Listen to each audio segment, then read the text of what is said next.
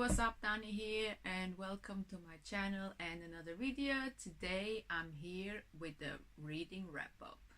Where are you now? Under the sea, under the sea.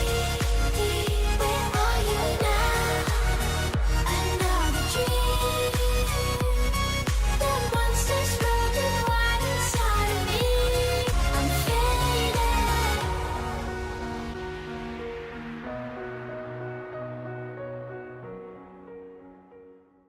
So I haven't been doing a wrap-up in so long because I always feel like I suck at it.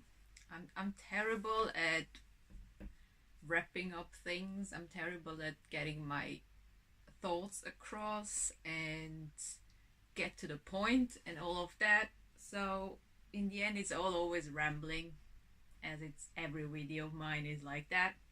So I never actually bothered to do wrap-ups, but I figured I kind of still want to kind of show what I've been reading lately, so I'm just gonna do it in my usual weird way. There's not gonna be a lot of like in-depth analysis of the series and thoughts and all that, so it's just like a quick go through to the things I've read. So let's see. Also, I labeled this tea and books because not the negative tea, I mean the actual tea to drink. This is my tea. Don't mind the broken mug. This is actually a heat mug, so the Batman sign comes to life when it's hot drinks in here. So, but it's not dishwasher safe, and my mom put it in the dishwasher, so it looks worse on this side. So it's got all the black. It's gone to shit, so yeah. But it's still a mug, it is still fine, so it's my tea. Also it's milky tea because I'm still somewhat British after living there for over 3 years, so that stuck with me. I've become a way bigger tea drinker ever since I was in England, so my morning tea is always the milky tea, black tea with milk and honey. There it is. But let's get started and see what I've been reading. This is all of the things I've been reading for Halloween. I mean, if you've seen my Halloween TBR, you know what books I've been reading. I've read all of them except the Edgar Allan Poe one because I was already late anyway, so there's that. But the first series I've read, and I'm so excited, I really want to have more, and that is Promised Neverland. The first 5 volumes. It's not gonna work anyway, so, but you know what they look like. I mean, you probably all read these anyway. So that's the first 5 volumes. I absolutely love this series. Honestly, if you're not reading this, go read it. It's so good. Like, honestly, I mean, if you've seen my reading vlogs, you know how I reacted to each one of them. There's literally a cliffhanger at the end of every single volume. So if you want to read this, better get a few volumes because you want to know what happens next. So just my advice. Basically, the premise of that is you've got these children and they're all in an orphanage, and it mainly deals, or the main characters are these 3 on the front cover here.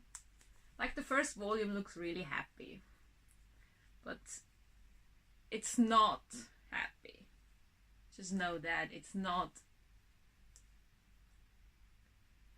a happy series. It looks the part, but it's not. I'm just saying that. It's dark AF. Honestly, it's dark. So, as I say, you got these 3 kids. They're in an orphanage, all of them. And Once in a while they get adopted, or so they think. I'm not saying anything else because really you should get into this without knowing anything. So I'm not gonna say anything else. It's an orphanage and there's loads of kids between babies and 12, I think. And they're all happy, they get food, they have beds, they have a house, like they really have a nice life, or so they think. But yeah, things are not as they seem, and that's all I'm gonna say about this series. But honestly, if you like dark shit, mysterious especially, this is very mysterious. A lot of things happen that you're not seeing coming. I love this about this series. I did not see anything of this coming. So yes, definitely pick this up if you're interested in a thrillery, mysterious, dark series. So good. Honestly, it lives up to the hype. So I am so excited. I need volume 6 right now. Right now. I need volume 6. Yes, but that's the Promised Neverland. A+ series, 5 stars. One of my favorites. So yes. Then I have read 2 actual horror books. And the first one is Gyo by Junji Ito. This is weird AF. It's basically about fish on legs. That's what I'm saying on here. It's gross because A, I hate smelly fish, and B, I hate anything that crawls. And having smelly fish that crawls is just no. As I said in my reading vlog, if you've watched that, it wasn't scary, Halloweeny, like, I don't want to say dark. It wasn't like bloody slasher, you know, that kind of horror. It was more weird, gory, disgusting. But yeah, basically there is crawling fish hunting you. That's what I'm saying about this. On the back it says, something's rotten in Okinawa. The floating smell of death hangs over the island. What is it? A strange-legged fish appears on the scene. So begins Tadashi and Kaori spiral into the horror and stench of the sea. Here is the creepiest masterpiece of horror manga ever from the creator of Uzumaki, Junji Ito. Hold your breath until all is revealed. So that's the main story, and then there in the back there's a few side stories, like short stories. And honestly, the last short story, that got me, like, that was horror on another level. It wasn't bloody and all that. It's just horror on, because you don't want this situation to happen. It's the situation that they are in that is the horror part. So yeah, it's more the situation that is horror than the actual story. But I really liked it, and I do want to get more of Junji Ito's work. So yes, that's Gyo.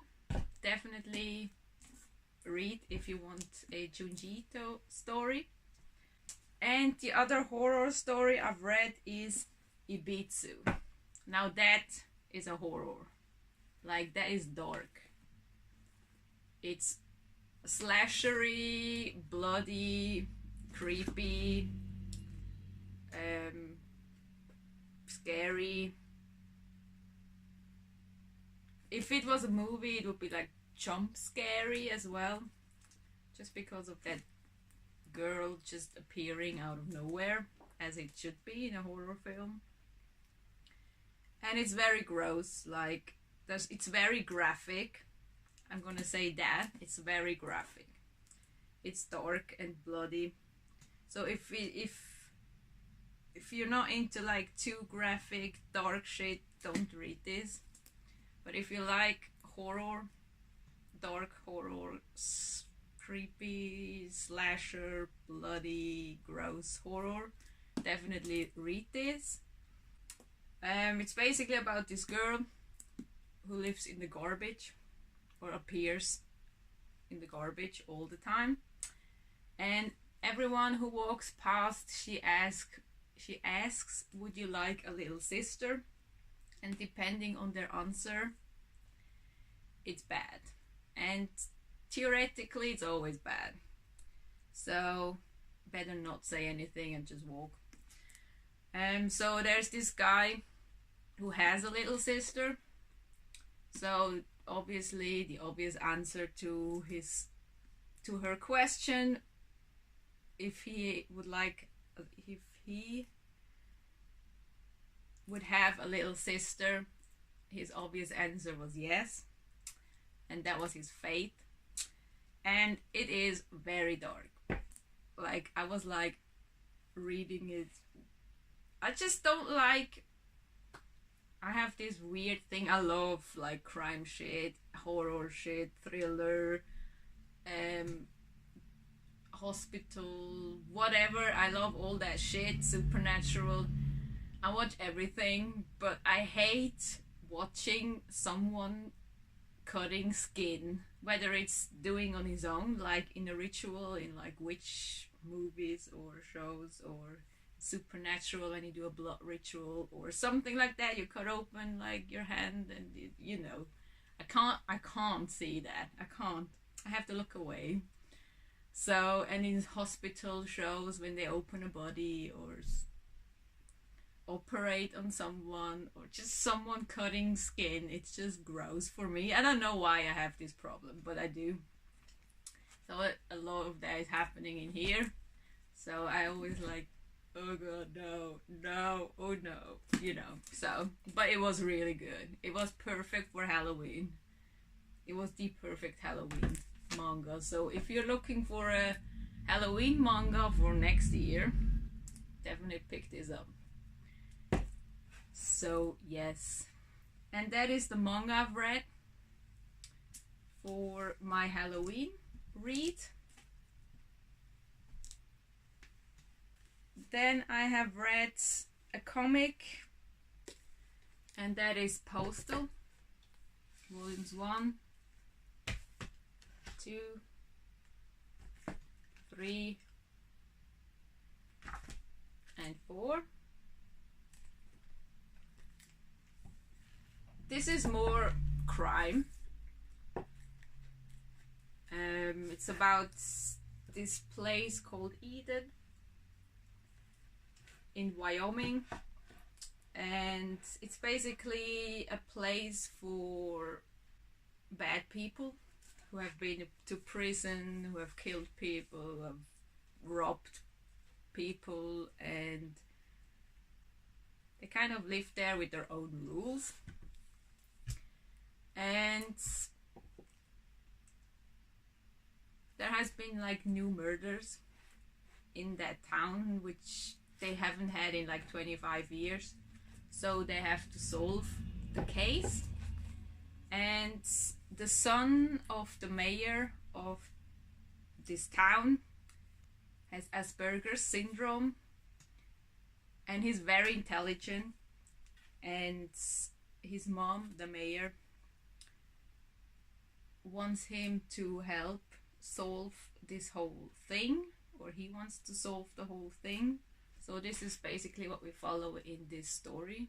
See, as I told you, I'm very bad at summarizing stories. I'm just very bad.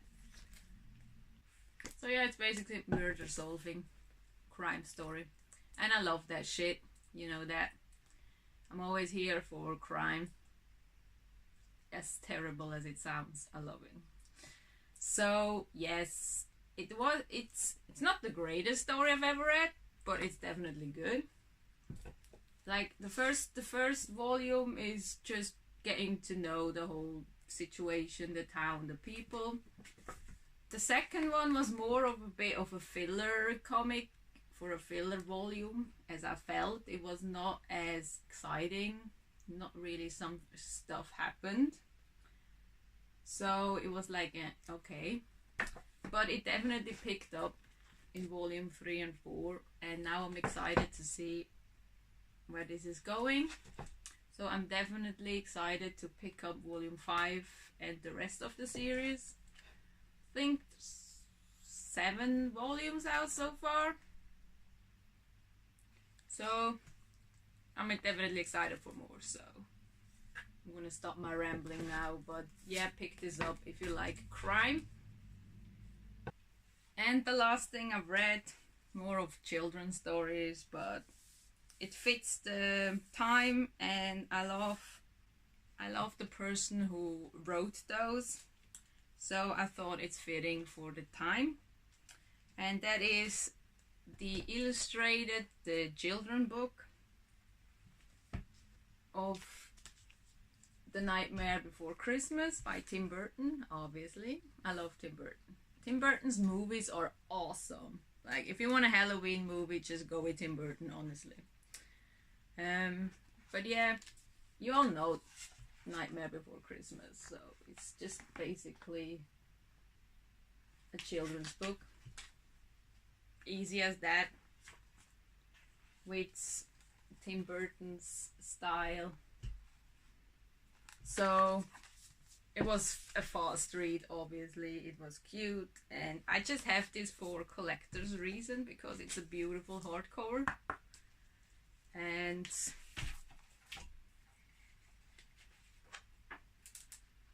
you can even have it without.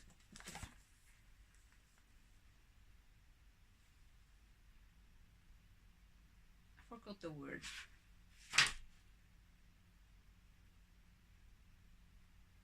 The dust jacket. Jesus. I guess it's like one of the most common words on BookTube, or just, you know, with people who read, so I keep forgetting these words. But yeah, you can take the dust jacket off and it's the same. So literally you don't need that. And it looks like that. But it's beautiful, you know, for collector's reason. It's cute. So Nightmare Before Christmas. I wanted to watch the movie because I've usually watch it every year. I watched it last year and I wanted to watch it again, but I end up not to watch it. So I read it instead this time, so that counts as well. And then I also have The Melancholy Death of Oyster Boy, also by Tim Burton as well. It's also little short stories in his style. So it's not just The Melancholy Death of Oyster Boy is one of the stories, and then there's other short stories. So yeah, it's another children's book-ish. I had that on my TBR shelf as well, so I figured I might as well read that too. Because I love Tim Burton, as I said. So that was good. It's really weird. It's like a children's book, but it's like a dark children's book. It's a weird one. So I don't know if it actually counts as a children's book, or is it just, you know what I mean? Because it's kind of fucked up, as Tim Burton stuff is, in a positive way. So yes, that was really cool. So, and that is all I've read for Halloween this year. So yep, Tim Burton stuff, Postal, Ibitsu, and Gyo, and The Promised Neverland. I gotta say, Promised Neverland was my favorite read of the whole lot. But that's it. That's my wrap up, and that's what I've read for Halloween. And that's all for this video. Let me know if you've read anything for Halloween, what you've read. And let me know what you've read on my lot and what you thought of it. And that's it for this video. I hope you liked it. And I hope to see you soon in my next one. Bye!